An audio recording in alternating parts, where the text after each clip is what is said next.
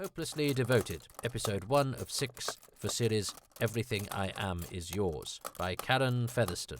Hopelessly Devoted, Episode 1. Disabled entrepreneur Jade hustles for completion funds to open a unique Cumbrian retreat for disabled holiday-goers. Using her boyfriend Duncan's derelict money pit house as the premises, Jade enlists the help of her best friend, marketing manager Lauren, whose ambivalence about Duncan plants doubts in Jane's head about Duncan's true intentions. As Jade learns more about Duncan's past, she begins to suspect that Duncan is attracted to her for her wheelchair. So he is a devotee. Forced to question everything about their relationship, Jade must navigate a culture of ignorance and prejudice about the love lives of interabled couples, as well as having to choose how and when to confront Duncan. Jade knows that if her relationship fails, so must her business plan.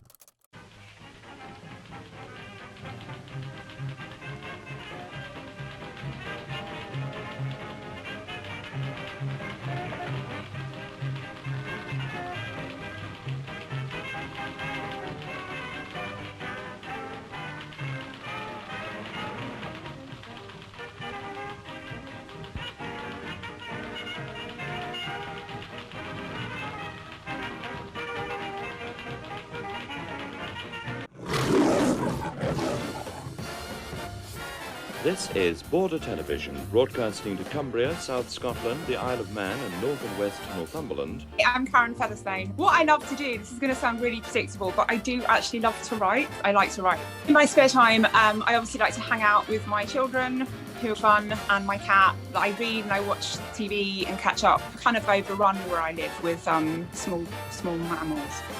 Not talking about my children or my husband here. I go out and make stories up in my head about the owls and their superpowers. What makes me laugh is probably seeing what a hash I've made of this interview. What makes me laugh? I have a really unappealing habit of laughing for a long time at my own jokes, like way beyond, if people laugh at all, way beyond the point that they stop laughing. I think my record's about 4 minutes, where I just keep A while ago, I actually woke myself up laughing at one of my own jokes in a dream. In the future, what I'm most looking forward to imminently is I have another idea for a script, and I've managed to get on the BBC Writers Access Group, the scheme, and I'll be writing another script, a supernatural thriller called Sleepover. It's just so exciting for me because it's the combination of about 3 ideas I had over about 3 years, and just one night they all sort of smooshed together into this concept, and I got very excited, and I'm sort of gagging to get on and write that, really. And then I'll have hopefully quite a good portfolio of different scripts which show different aspects of my work. My dreams as a writer, well, recently what I've been up to is I actually write fiction as well. So I've had a couple of horror stories published this year. One's a YA horror, and the other one's in an anthology by Comma Press, so it's kind of more academic type horror, if you want to call it that. But I'm a bit peculiar in that I do like writing horror, but I don't like blood at all, so I'm very squeamish. So I want to sort of single-handedly invent a new genre of bloodless horror. The other thing is I have so many ideas all the time, and it's finding the right form. I almost wish I didn't write anything other than screenplays and stage plays, because I think I would have fewer strings to my bow, but I love thinking of new ideas and then trying to decide what form they will fit best. I'm just really excited about the imminent future because I've got so many irons in the fire, and I'm just very excited to get cracking on whatever people want to hire me for, basically. I really wanted to write a love story, just an all-out love story. I mean, everybody thinks the same things, I suppose, about romantic love, but what really interests me is that it's actually quite a mundane thing. So many people are in love and so many people fall in love. So it's actually quite commonplace, but for the 2 people it's happening to, assuming it's 2 people, it's actually quite extraordinary. So you can have people living their day-to-day lives and, loading the dishwasher or walking the dog or whatever, but meanwhile they're in this heightened state being in love. And I just wanted to kind of unpack that and look at what that actually means for the people who are going through it. I also wanted to write a love story about an interabled couple, because I'm in an interabled relationship. I use a mobility scooter as I can't walk very much.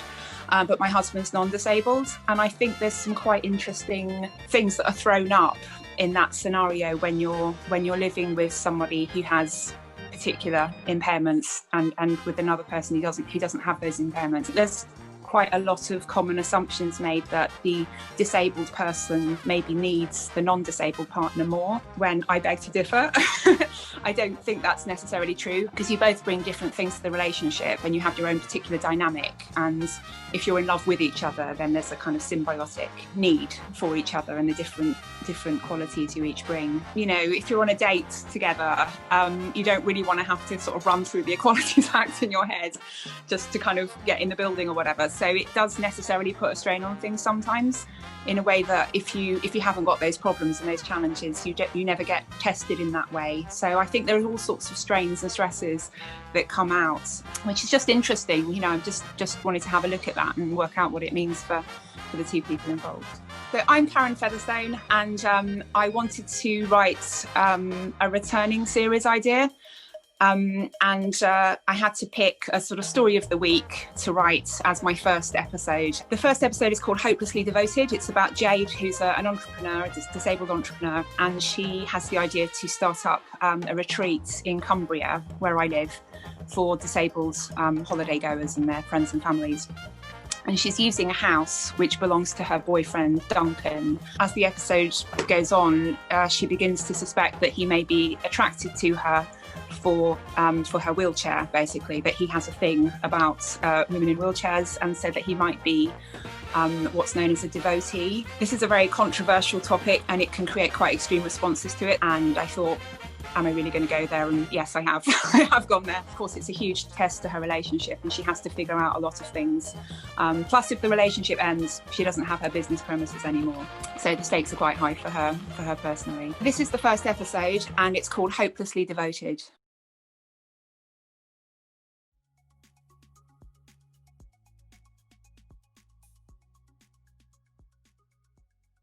Interior, financier's office. Day. In a hip, shiny Manhattan office block, Jade is sitting next to her best friend Lauren at a large conference table. Opposite them sit two financiers, a man and a woman, in their 20s and 30s. They scroll or click on their devices. There's an empty chair next to them. Jade is chomping at the bit to talk to them. Financier 3 crashes in on an e-scooter, letting it fall sideways to the floor in his haste to get to the empty chair. Soz guys, people. Financier 1, the alpha, speaks to Jade and Lauren without his eyes leaving his screen. Need another minute? We're waiting for you. I thought we were waiting for you. Well, this is funny.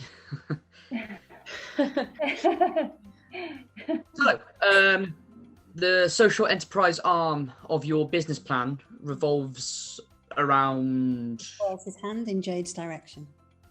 I want to say disabled, but I don't want to. Disabled's fine. No, good. I mean, it's not good, obviously. So disabled's not pejorative. Disabled's great. That's a relief. Sasha, I owe you a tenner. Lauren opens a file and pulls out architect's plans of the house in Cumbria. You got my PDFs. Good. These are just some extra tools to visualize what we can achieve together.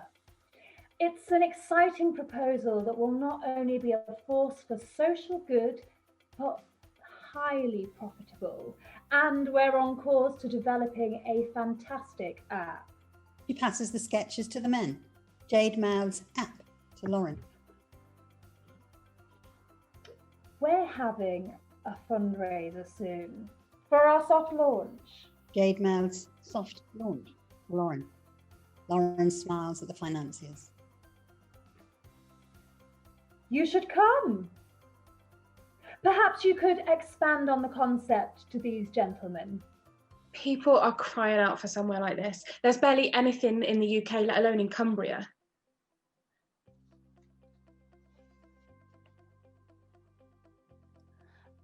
Your figures add up.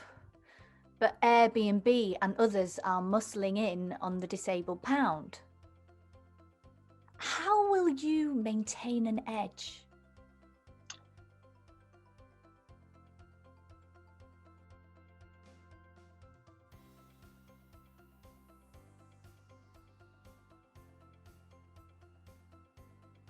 That's just it. My place won't be merely accessible, it'll be... Jade takes a deep breath, gearing up for saying something tremendously important. a haven of fulfillment. The financiers are unsure. Lauren is a little thrown by Jade's statement. It'll be a place not just to access, but where we can thrive. Sounds like a cult HQ. Can you be more specific? For example, Jade looks to Lauren for help and gets none. well, for example, painting and sculpture studios are generally not set up for disabled artists. Quite a niche market. Think about cooking too, in a kitchen that is completely accessible for all culinary needs. So you can develop, I don't know, your choux pastry finesse. You'll learn topiary in our accessible garden. Horse riding, swimming, adapted skiing if the weather gets cold enough. Sounds a bit unfocused. It'll be a sanctuary where, without barriers, disabled visitors and their friends and families can do whatever they want. If I go on holiday, right, I don't expect to be gardening and cooking. I want to pay someone to do that for me. I'm talking about passion stoking, in a place where you can soar and try new things. Take sex. A place where you can sex. Lauren gives Jade a look. Have you had sex with disabled people? I mean, knowingly, of course, because not all impairments are visible. It's different for everyone, of course. But some disabled couples or interabled lovers, I'm talking about in very specific circumstances, benefit from assistance. I think what my colleague is trying to say is that many venues are sometimes not suitable for the needs. I don't mean just hoists and whatnot. Harnesses, swings. I plan an area with limitless potential, with assistance if required. An area. Probably the basement. What sort of assistance are we looking at in the sex basement? People to help. Trained, of course. Sorry.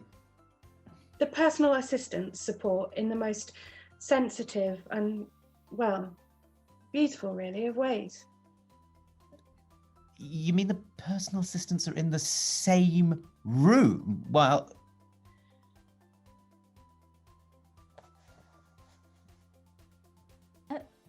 Guys, we should run this by legal. Isn't it the most fulfilling thing you've ever heard? People helping other people to express their love for one another physically. so a brothel. Money is changing hands. My God, no. Have you been listening to anything I've said? The financiers take a second to regroup. Lauren is unreadable. The premises. Does it have a business name yet? Still thinking about it. Me and my friends at Wheelchair Dance have had a right laugh about this, actually. Go on. Oh, I don't know. Done rolling, one of them said. Jade stops laughing with nerves. Any professionalism she has managed to pull off is unravelling. House of Spaz was another. You'll like this one, Lauren. Crip Shack.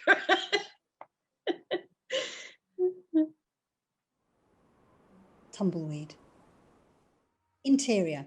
Bar. Day. The Postmortem.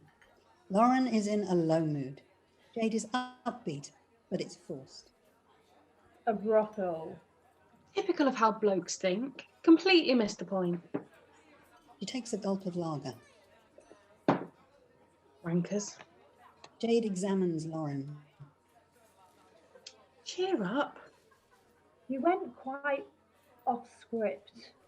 The way to think about it Yes, help me how to think about it. is, do I have a good business idea? Jade nods until Lauren nods too. Did I explain it clearly and with passion? Looking at Lauren, Jade can't keep up her act. All right. Wasn't the most polished pitch, but they'll remember it. I bet you they do. And among all the other boring startups who want their dollar, ours will stick out in their minds. So come on. What are you worried about? What if this whole thing, if it comes to nothing? You'll get paid. Whatever happens, I promised you. I couldn't take money from you in those circumstances. Not if the business doesn't even get off the ground. And I put a lot of time into this. If it's about your fee. Actually, it is. It's been months of work. Why did you say you'd help me then? All those months ago when we started this, you knew it was a risk. I wanted to help you, and I mean, as if things for you were bad enough. Tense pause. What are you saying? Nothing, just, you're my friend and you've had it hard. Jade is on her guard. Losing your job. Losing my job. Is that what you really meant? And Duncan's part in this worries me. I just don't get the feeling he's really into this idea of leaving Manchester. When have you talked to Duncan about this?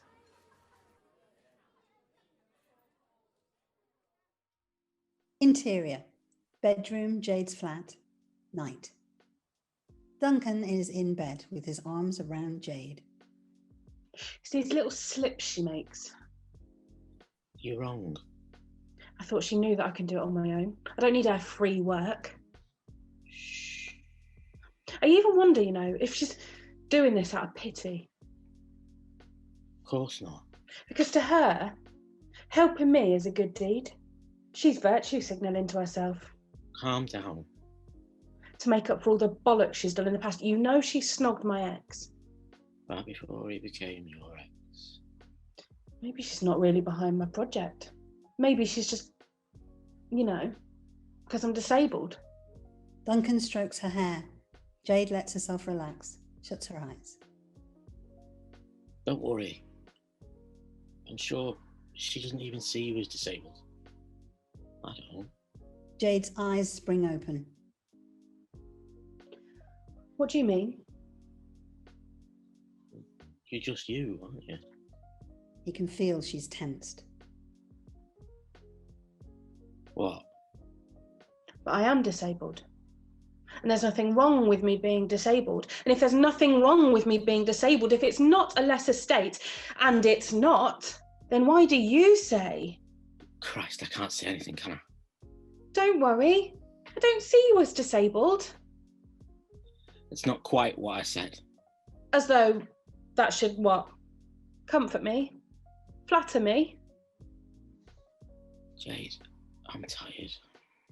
You make out there's nothing wrong with me, yet you try and comfort me at the same time while saying you don't see what is commonly acknowledged as being wrong with me. Don't you get it? I don't get anything you say anymore. Maybe I'm not up to this. He gets up from the bed, taking his pillow. As he leaves the room. When did you get so complicated? When I became disabled. And I haven't become complicated, I've become more. It's been the making of me. Jade curls up on her own, resolute.